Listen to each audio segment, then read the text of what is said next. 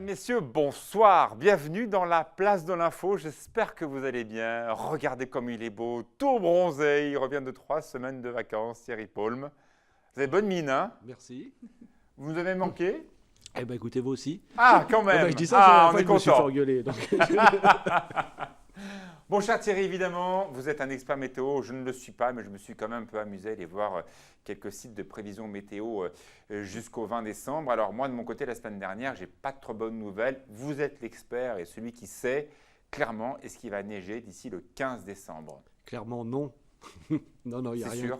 C'est quasi sûr, oui. Bon, alors on va prendre au téléphone Cédric Fogarolo, qui est le directeur de l'Office du tourisme de Valloire. Bonsoir Cédric, pardon. On regarde actuellement donc des webcams de la station de Valloire, photo prise ce matin à 10h50. On voit bien qu'il y a le Valloire du bas et le Valloire du haut. En bas, c'est à peine blanc. Par contre, en haut, c'est déjà pas mal du tout, hein. Exactement. On a bénéficié de belles chutes de neige il y a cela une dizaine de jours, ce qui nous permet aujourd'hui d'avoir une belle ouverture au-dessus de 2100 mètres d'altitude. Donc c'est vrai que nos prévisions d'ouverture au 17 décembre sont tout à fait bonnes. Alors, ce que vient de dire à l'instant Thierry Paulme, qui est notre expert météo, jusqu'au 17, probablement pas de neige du tout. Bon, quand même des bonnes températures nocturnes pour faire un peu de neige de culture. Mais voilà, vous allez devoir faire avec ce que vous avez actuellement. Ça va quand même? Comme chaque année, on fait des merveilles avec ce qu'on a, comme vous dites. Donc on va pouvoir, nos nouveaux culteurs vont travailler jour et nuit, j'ai envie de dire, pour pouvoir proposer des belles ouvertures à nos vacanciers qui arrivent le 17 décembre. On voit actuellement des images, des webcams. On voit bien qu'en haut, tout va bien. Finalement, c'est assez bien enneigé. Par contre, quand on commence à s'apercevoir des autres massifs qui sont en face, qui n'ont pas bénéficié de vos chutes de neige, qu'on voit bien ici, la montagne est très sèche.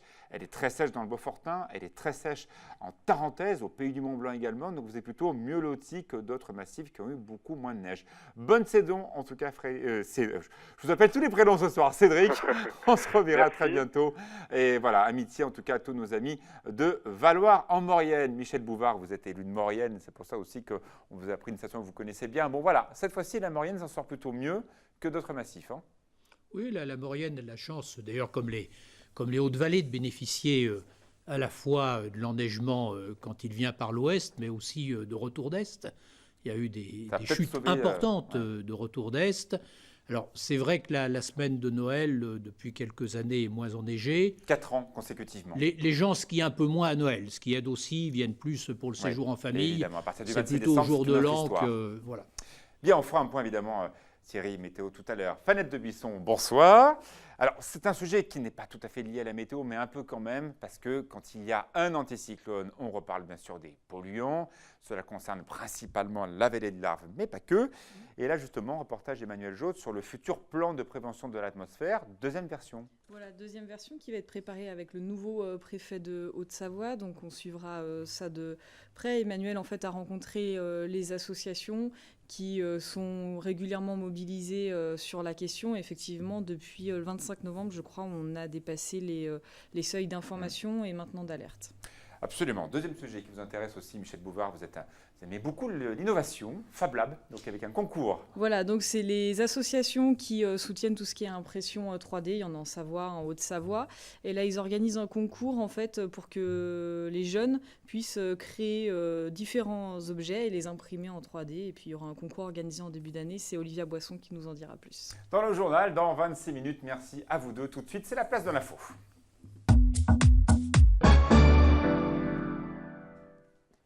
Michel Bouvard, ce soir on a plein de sujets à voir ensemble, donc des questions courtes, des réponses courtes, j'espère. Hop, mur digital, des personnalités politiques vont tout de suite s'afficher à cet écran.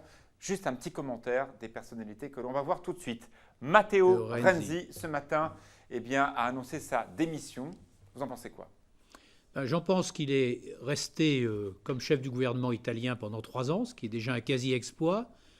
Qu'il a eu le mérite de porter une réforme courageuse et que malheureusement, comme souvent, les Italiens, comme d'autres, n'ont pas répondu à la question de la réforme ils ont répondu à la question « Voulez-vous garder ou pas le président du Conseil ?» Est-ce que son départ du Conseil italien peut remettre en cause le projet Lyon-Turin? On va en parler tout à l'heure. C'était un fervent défenseur du projet. Si Beppe Grillo, qui est le patron du mouvement Cinque Stelle et qui est contre ce projet, arrivait au pouvoir, est-ce que ça ne pourrait pas déstabiliser ce projet? Alors jusqu'à ce jour, toutes les majorités politiques italiennes, quelles qu'aient été les alternances, ont soutenu le projet. Ça supposerait, pour que le projet soit remis en cause, qu'il y ait une majorité demain qui soit constituée quasiment de seulement Cinque Stelle, puisqu'il n'y a guère que Cinque Stelle et qui est opposé au projet.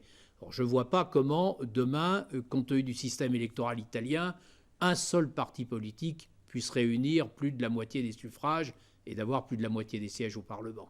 Deuxième personnage, il a pris le pouvoir à 1 mois d'écart de Matteo Renzi. Ils ont beaucoup de liens tous les deux. Ils incarnent une social-démocratie réformiste. C'est Manuel Valls qui, ce soir, en ce lundi soir, annonce donc sa candidature. A-t-il des chances de s'imposer, peut-être des primaires, mais plus globalement dans le débat présidentiel? Écoutez, moi, je ne vais pas me lancer dans des votre pronostics. camp, mais bon. Je ne vais pas me lancer dans des pronostics. Les sondages déjà se trompent. Et je ne suis pas spécialiste des Vous êtes de courants droite, est-ce que c'est au sein un du bon, Parti est-ce socialiste. que c'est un bon adversaire pour la droite? Mais tous les adversaires sont respectables.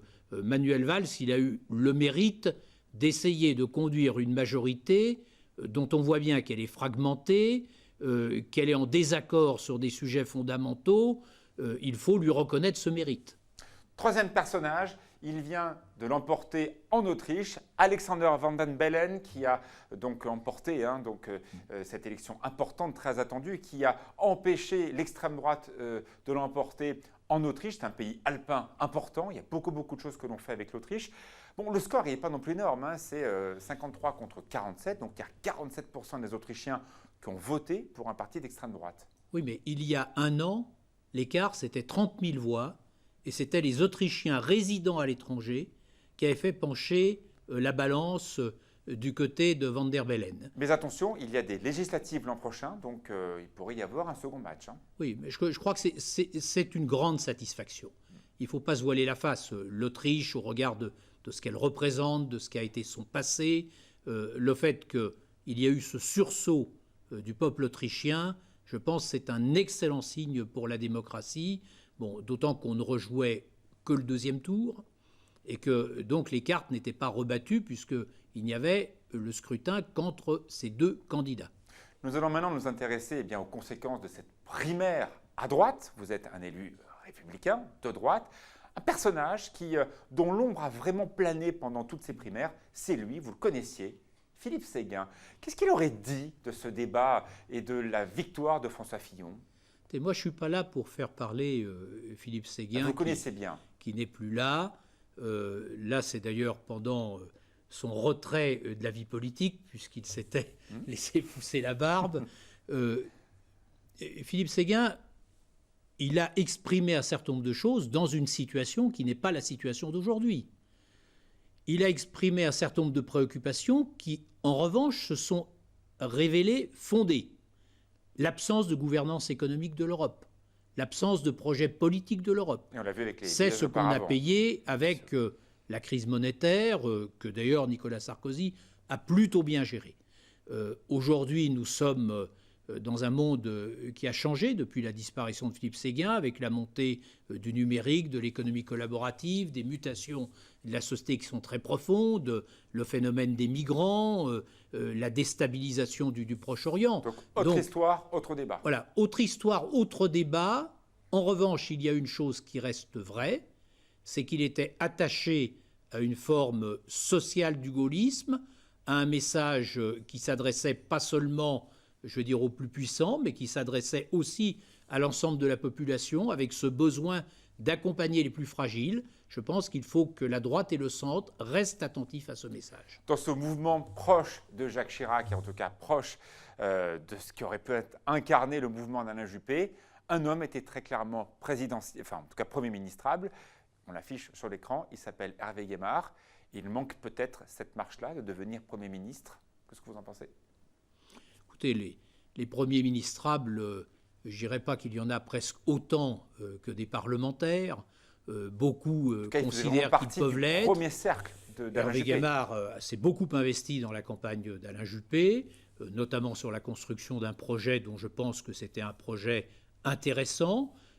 Maintenant, il faudra de toute manière que cette majorité demain puisse, si les Français lui font confiance, réunir l'ensemble des sensibilités. Oui, mais entre nous, on a quand même l'impression que Nicolas Sarkozy a un peu, ce qui est normal entre les deux tours de ses primaires, essayé d'organiser le rapatriement de certains de ses soutiens dans le projet de Fillon. On a l'impression que les anciens proches de Alain Juppé n'ont pas trouvé réellement leur place dans le projet porté par François Fillon. Bon, voilà, c'est le prix à payer, mais c'est un peu dur. Nous sommes à peine une semaine après le deuxième tour. J'ai observé qu'Alain Juppé a peut-être été moins attentif, sous le coup du choc de la défaite, a peut-être été moins attentif à ses proches. Ce qui compte demain, c'est quoi? C'est d'abord qu'il y ait un projet qui rassemble nos concitoyens pour l'alternance. C'est ensuite qu'il y ait une majorité parlementaire, quelle que soit l'importance avec laquelle le président de la République soit élu. C'est peut-être pour cela que François Fillon a nommé à la tête de ce mouvement, le visage que vous allez voir juste maintenant, qui connaît bien le groupe d'ailleurs des Républicains, parce qu'il a été le chef de groupe à l'Assemblée. Il s'agit de Bernard Accoyer. Bernard Accoyer qui fait un retour fracassant dans la vie politique de Haute-Savoie, mais plus largement maintenant française. C'est un très joli coup. Nous avons été élus la première fois ensemble avec Bernard en 1993. Nous avons fait équipe, d'ailleurs, tous les deux, au début de notre vie de parlementaire. Bernard, il a l'avantage d'avoir été président du groupe, d'avoir été président de l'Assemblée nationale. Il est resté longtemps au perchoir. Hein. De pouvoir fédérer, justement, et de bien connaître les parlementaires. Mais encore une fois, ce qui est important, c'est de pouvoir aussi renouveler le Parlement. Donc il a l'avantage d'être respecté des parlementaires, d'être estimé des parlementaires, de pouvoir, je pense, fédérer les différents courants du mouvement et puis de préparer ces élections législatives. Oui, mais vous avez un point commun avec lui, c'est que ni lui ni vous aviez été ministre. Ben oui. Bernard Accoyer n'est jamais... Quand on a été, permettez-moi de dire, quand on a été président de l'Assemblée nationale, c'est mieux que d'avoir été... secrétaire d'État ou ministre délégué pendant 1, 2 ou 3 ans. Ceux qui ont été ministres qui nous écoutent, votre avis? Oui, non, mais c'est ma conviction profonde. La fonction ministérielle est une fonction éphémère qui ne dépend que du choix du chef de l'État et du Premier ministre. Au perchoir, c'est le quatrième personnage de l'État. Quand vous êtes élu président de l'Assemblée nationale, vous êtes élu par vos collègues, par vos pairs. Vous restez avec nous. Tout de suite la météo, Thierry Pomme. Et après, on parle du Lyon-Turin, un dossier que vous connaissez très bien.